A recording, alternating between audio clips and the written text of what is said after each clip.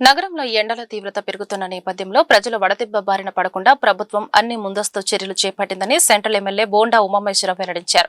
అత్యవసరమైతే తప్ప మిట్ట మధ్యాహ్నం బయటకు రావద్దని ప్రజలకు విజ్ఞప్తి చేశారు. 59వ డివిజన్ సింగనగర్ ఫ్లైఓవర్ దగ్గర ఉన్న రైతు బజార్ వద్ద వేసవి కాలం ప్రయాణికులు బాటసారుల కోసం నగరపాలక సంస్థ ఏర్పాటు చేసిన చలివేంద్రాన్ని సెంట్రల్ నియోజకవర్గ శాసనసభ్యులు బోండా ఉమామహేశ్వరరావు ప్రారంభించారు. చలివేంద్రాన్ని రిబ్బన్ కట్ చేసి ప్రారంభించి పాదాచారులకు మజ్జిగ పంపిణీ చేశారు. ఈ సందర్భంగా ఆయన మాట్లాడుతూ ప్రాథమిక ఆరోగ్య కేంద్రంలో తగినన్ని ఓఆర్ఎస్ ప్యాకెట్లు, సెలైన్ బాటిళ్లను అందుబాటులో ఉంచామన్నారు. ముఖ్యంగా వృద్ధులు, చిన్నారులు ఎండల పట్ల జాగ్రత్తగా ఉండాలని సూచించారు. ప్రతి ప్రధాన కూడలిలో చలివేంద్రాలను ఏర్పాటు చేసి ప్రజలకు తాగునీరు, మజ్జిగ పంపిణీ చేస్తున్నామన్నారు. మండిపోతా ఉన్నాయి. విజయవాడ అంటేనే ఎండలు.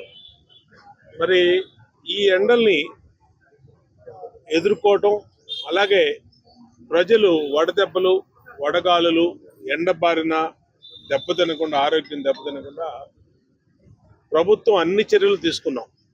ప్రైమరీ హెల్త్ కేర్ సెంటర్స్లో ఓఆర్ఎస్లు కానీ, వాళ్ళకి కావాల్సినటువంటి సిలేన్లు కానీ అన్నీ కూడా వృద్ధులు, ఎవరన్నా పిల్లలు ఎండన బారిన పెడితే వాళ్ళకి ఏర్పాటు చేసాం. ఎప్పటికప్పుడు ఆధునిక టెక్నాలజీని ఉపయోగించి ఎండ తీవ్రత ఎంత ఉందో తెలియజేస్తా ఉన్నాం. ప్రజల్ని ఎప్పటికప్పుడు చైతన్యవంతులు చేసి ప్రజలు అనారోగ్యం బారిన పడకుండా అన్ని చర్యలు తీసుకుంటా ఉన్నాం.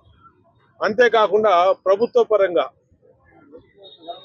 ఎక్కడికక్కడ చలివేంద్రాలు ఏర్పాటు చేసి ప్రతి కూడల్లో కూడా ప్రభుత్వం తరపు నుంచే కార్పొరేషన్లో ప్రతి సెంటర్లో కూడా కార్పొరేషన్ తరపు నుంచి చలివేంద్రాలు పెట్టాం.